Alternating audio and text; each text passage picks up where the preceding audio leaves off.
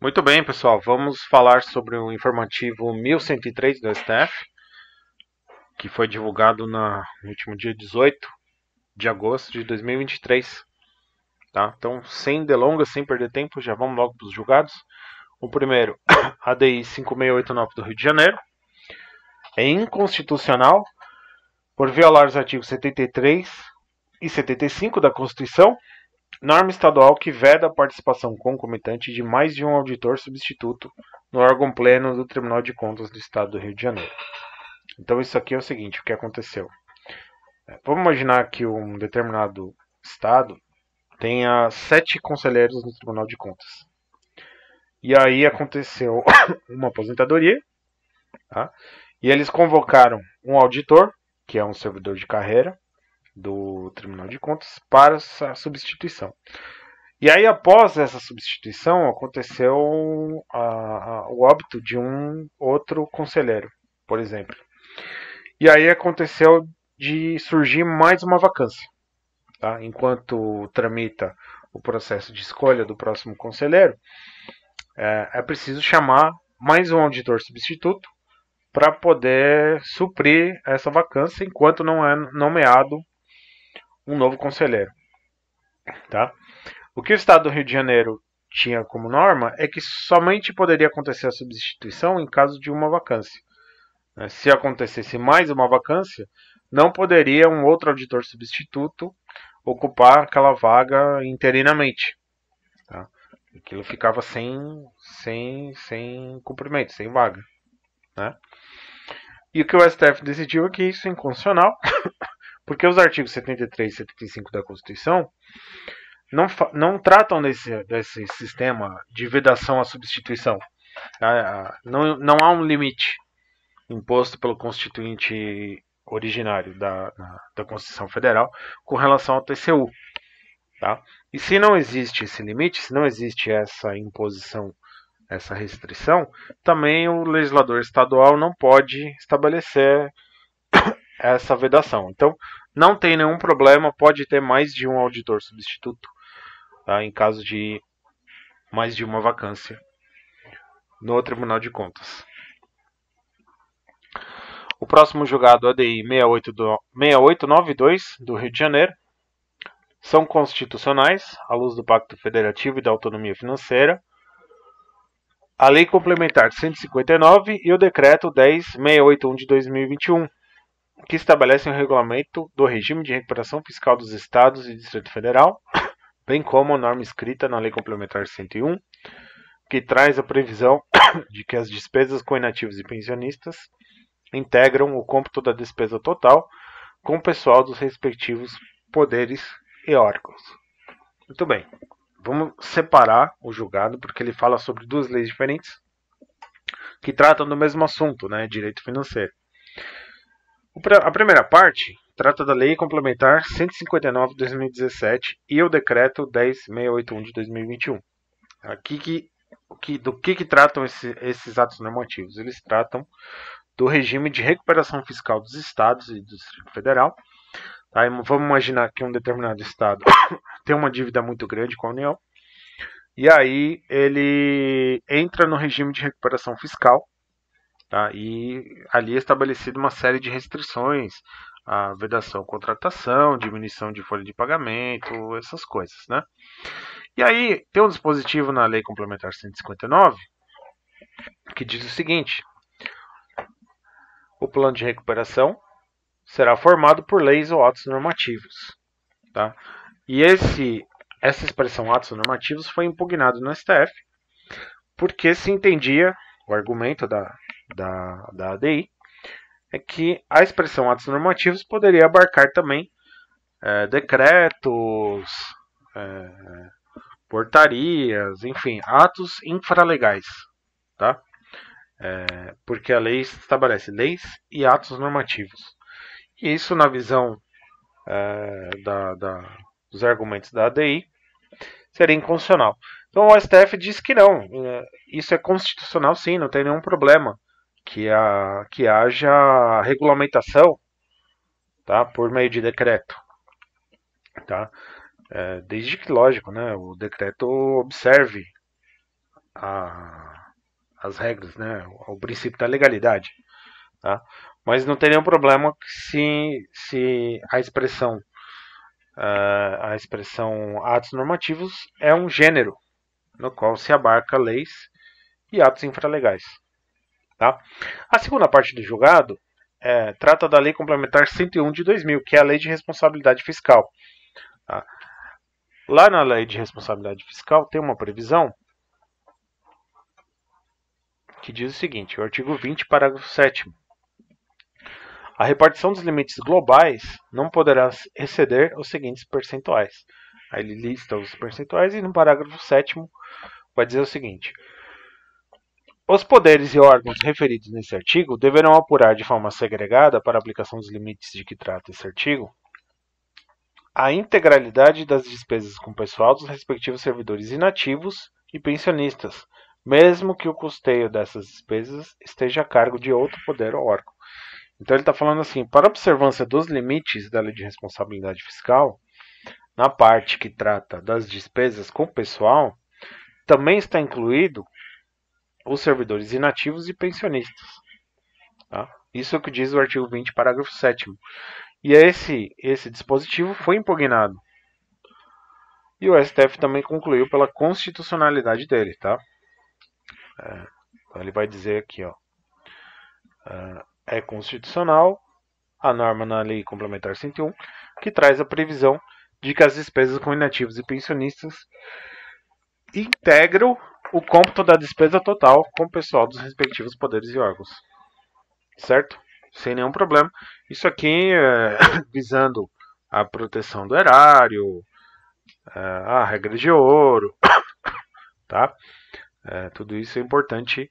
Se você não está entendendo essas questões, é importante dar uma olhada na Lei Complementar 101, tá? Que trata dos limites que o poder, que o ente federal tem que observar. Tá? Matéria importante. Próximo julgado é DPF 872.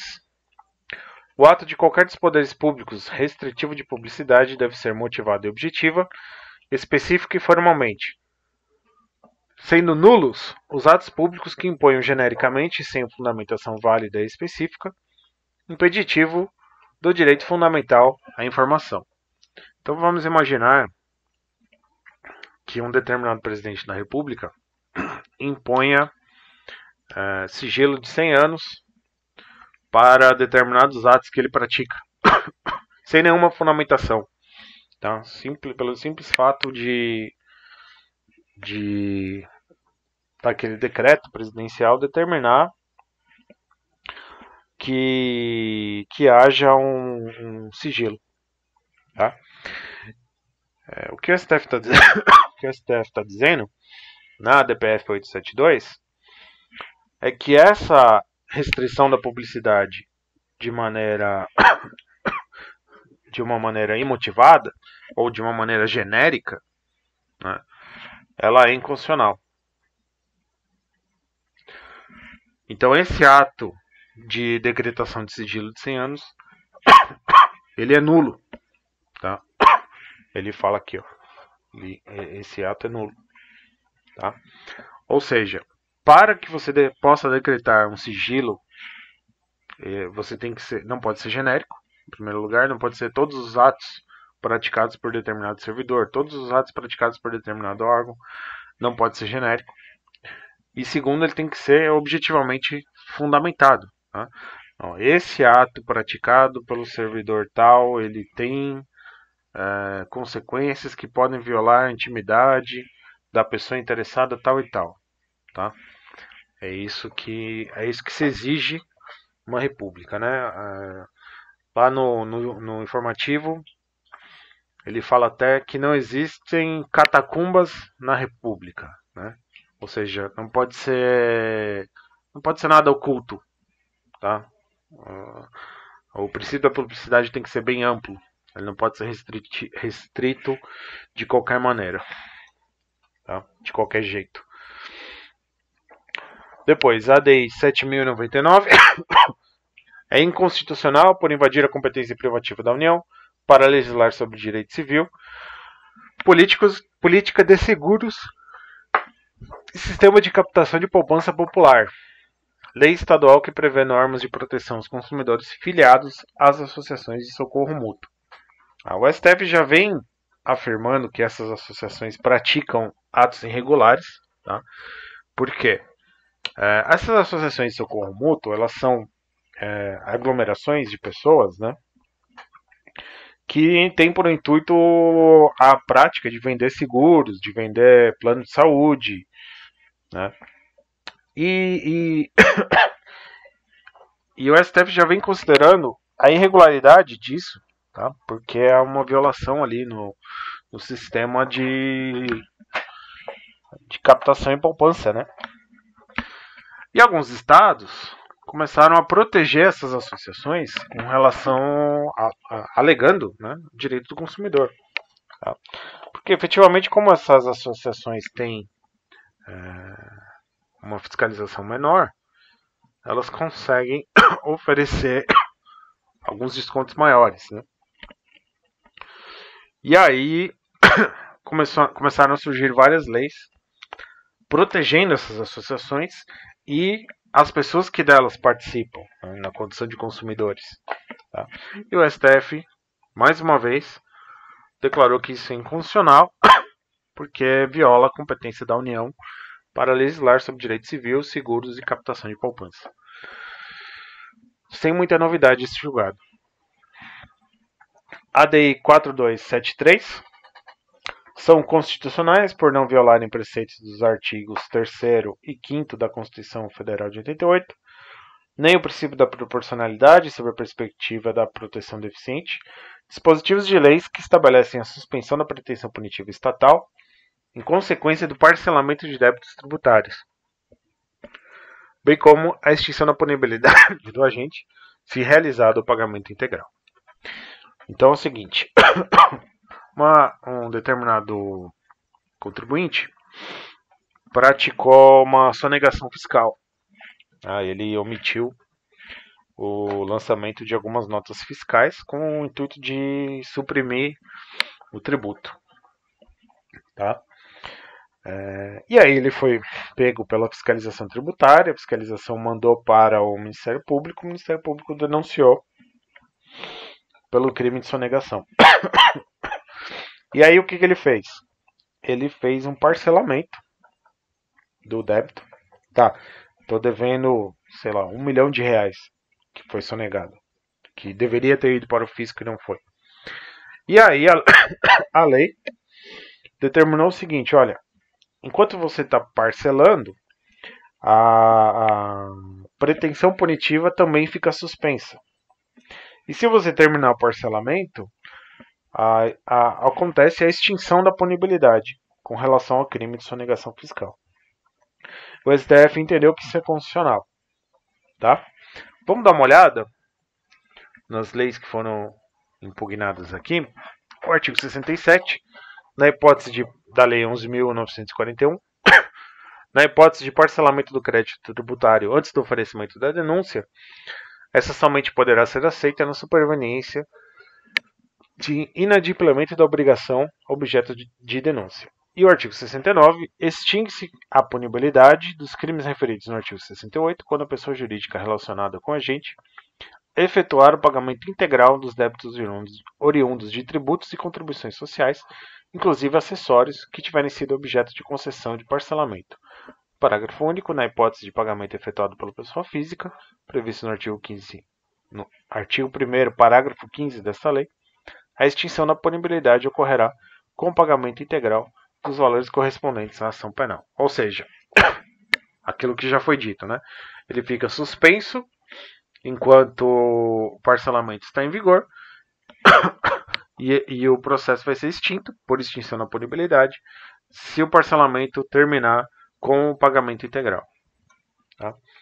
Também a Lei 10.684, o artigo 9º, é suspensa a pretensão punitiva do Estado referente aos crimes do artigo 1º e 2º da Lei 8.137 de 90, nos artigos 168-A e 337 do Decreto-Lei 2848 de 1940, o Código Penal, durante o período em que a pessoa jurídica relacionada com o agente dos aludidos crimes estiver incluída no regime de parcelamento.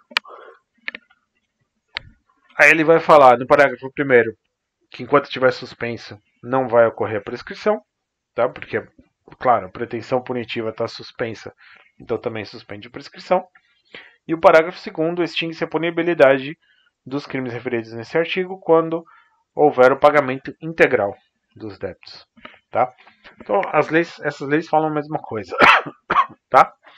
E isso é constitucional por uma série de princípios que o STF determinou lá, entre eles a proporcionalidade. Ele diz que não há vedação à proibição da proteção deficiente, tá? Tem a questão da facilitação aos objetivos do fisco, né? Porque se o fisco está conseguindo o tributo através do parcelamento, ele, de certa forma, é o que interessa, né? É o pagamento do imposto. O crime ele fica ali no princípio da fragmentação, né? Ou seja, da intervenção mínima do direito penal, tá? Enfim, o STF julgou constitucional. E aí, só para a gente lembrar, um assunto que tangenciando não tem exatamente uma correlação, mas ele está ali, e às vezes numa questão de segunda fase, você vai ver que no espelho vai estar esse item, tá? Vamos lembrar da súmula vinculante 24, que diz o seguinte, que os artigo 1º, inciso 1 a 4 da Lei 8.137, veicula os crimes formais, tá? E o inciso 5 e o artigo 2º são crimes materiais, tá? Os crimes materiais exigem a materialidade delitiva e os crimes formais bastam que o agente pratique a conduta sem que haja necessidade do resultado naturalístico, tá? Então, como eu falei, isso não tem a ver, o momento da consumação do crime não tem a ver com a questão do parcelamento e da extinção da punibilidade com o pagamento integral, mas é um assunto que tangencia, que eu achei interessante trazer aqui para a gente lembrar da súmula vinculante 24, tá certo? Então é isso aí, esse formativo bem curtinho. Se você gostou, muito obrigado. Se você quiser deixar seu like e compartilhar com seus amigos, ajuda bastante aqui esse serviço que nós estamos fazendo aqui no canal. Tá? Eu pretendo seguir comentando os informativos semanalmente e colocando matérias conforme eu for estudando, ainda com o intuito de concurso, né, procuradorias, tá? Mas os informativos valem para todas as carreiras, né? Então é importante a gente se manter atualizado, fazer questões e seguir na luta, né? Não passou, não tem problema, vai lá e continua, né? Quantas vezes eu já recomecei nessa vida de concurseiro, tá certo? Então é isso aí, pessoal. Muito obrigado e até a próxima.